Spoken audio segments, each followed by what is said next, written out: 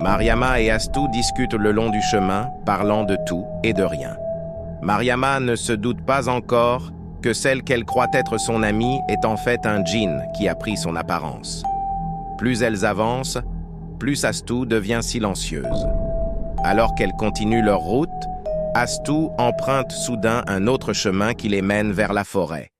Mariama, surprise, lui demande « Astou, est-ce que c'est le bon chemin ?» Le djinn, sous l'apparence d'Astou, répond calmement « Oui, Mariama, ne t'inquiète pas. » Elles poursuivent leur marche, mais Mariama remarque qu'Astou parle de moins en moins. Peu à peu, un doute s'installe en elle.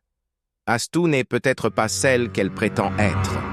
En s'enfonçant davantage dans la forêt, Mariama sent que quelque chose ne va pas. Elle devine alors que c'est un djinn qui a pris l'apparence de son ami, mais elle ne laisse pas transparaître ses soupçons. Prudemment, elle dit « Astou, attends, j'ai besoin de me soulager. Ma vessie est pleine. » Le djinn lui répond « D'accord, je t'attends. » Commentez et likez en masse pour la suite. Mariama se cache derrière des herbes et fait semblant de se soulager, cherchant en réalité un moyen de s'échapper. À chaque fois que le djinn demande « Tu as fini ?» Mariama répond « Non, pas encore. » Quelques minutes plus tard, Astou demande à nouveau « Tu as fini ?» Mariama répond une fois de plus « Non, pas encore. » À cet instant, elle utilise les herbes pour répondre à sa place pendant qu'elle s'enfuit à travers la forêt, courant de toutes ses forces. Le djinn, impatient, demande une dernière fois « Mariama, tu as fini ?»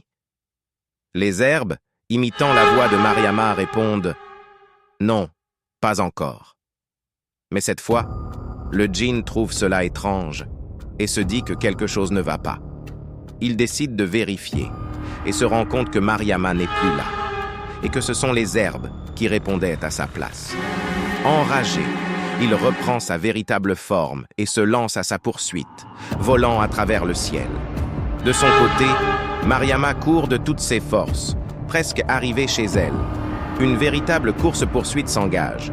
Le djinn, porté par le vent, se déplace rapidement, tandis que Mariama ne peut compter que sur ses pieds et son adrénaline. Quand elle est à quelques mètres de sa maison, elle crie « Ouvre vite! Ouvre vite !» Son mari, réveillé en sursaut, se précipite pour ouvrir la porte. Mariama s'engouffre à l'intérieur et referme rapidement derrière elle. À ce même moment, le djinn arrive en trombe et se cogne violemment contre la porte. Furieux, il s'adresse à Mariama d'une voix cynique.